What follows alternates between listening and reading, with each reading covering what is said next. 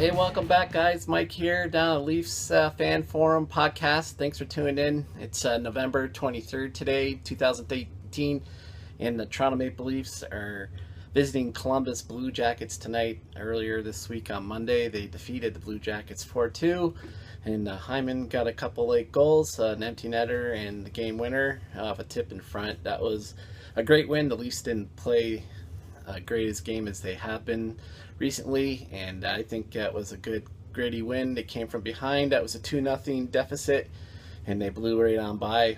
Awesome stuff. Guys, it's been a great week. I've been approved as a podcast now on Apple, and I'll spread around more. You can also catch me on YouTube at Leafs Fan Forum on YouTube, and I'm just so looking forward to doing these podcasts. And now once we're getting going here as the games roll along. Tonight in Columbus, it's going to be a tough game. Everyone was off yesterday for American Thanksgiving, so everyone should be rested. And, still no Matthews, no Nylander in the lineup, so it's going to be, again, calling on Marner and Tavares and Riley, Gardner. These are the guys. Freddie Anderson are going to be the guys. Key tonight, of course. Kadri's been warming up lately, so whenever he seems to score, the Leafs seem to be doing well. Babcock was interviewed a bit this week, and he's really pleased with what the team is at. And you have to think we're almost, they always use American Thanksgiving as a measuring stick.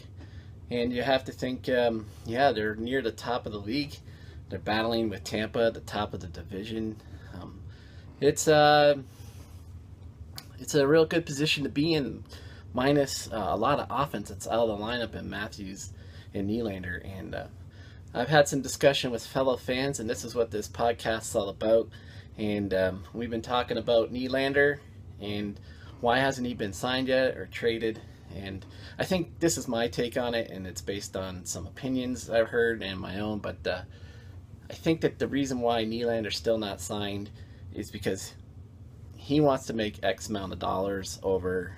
He wants to make probably like $8 million, maybe high sevens over the full length of a 7-year deal, or he wants like $5 million over 1 year. If I think he signs like a 1-year deal, his next contract will be up for arbitration, and usually the arbitrations are pretty favorable, and if the Leafs walk away from an arbitration, he becomes a free agent. So I think the Leafs want to lock him down for at least a minimum 3 years, maybe at $5 million, sort of similar to a Kucherov kind of guy. I think Kucherov got 4.7 as the bridge deal, and Nylander, I think, if you're playing with Matthews on the line, he's going to get his points, and I think he wants to get paid, and I don't blame him for trying. But my take is the reason why I haven't signed Matthews and Marner yet is because if you sign Matthews for 12 and you sign Marner for 9.5 or 10, then Nylander has a benchmark and can say,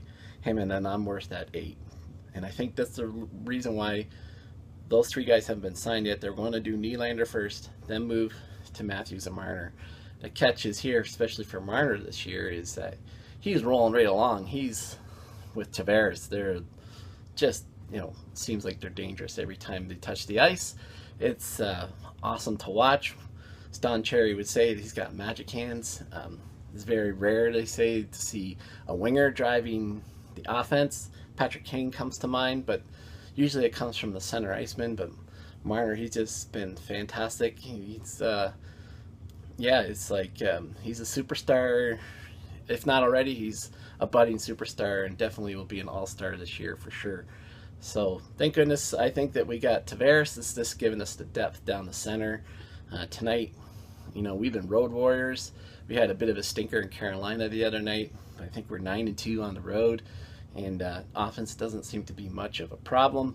So hopefully we can get a couple power play goals tonight, and the special teams I think will be key. There'll be some emotion because Columbus will want to avenge that loss. Just Monday is still fresh in their mind. So guys, I'm going to wrap it up here. So guys, I always promise I'll do some trivia and stuff like that, but since I just got the approval today that this is going through, I haven't really thought up some trivia. So we'll definitely do a little bit of quick trivia and have a little more fun, and we'll get these episodes rolling.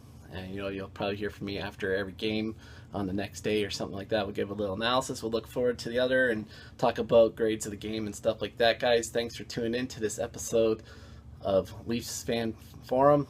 It's a pleasure to be doing this. I'm having a lot of fun. I'm stoked this is happening.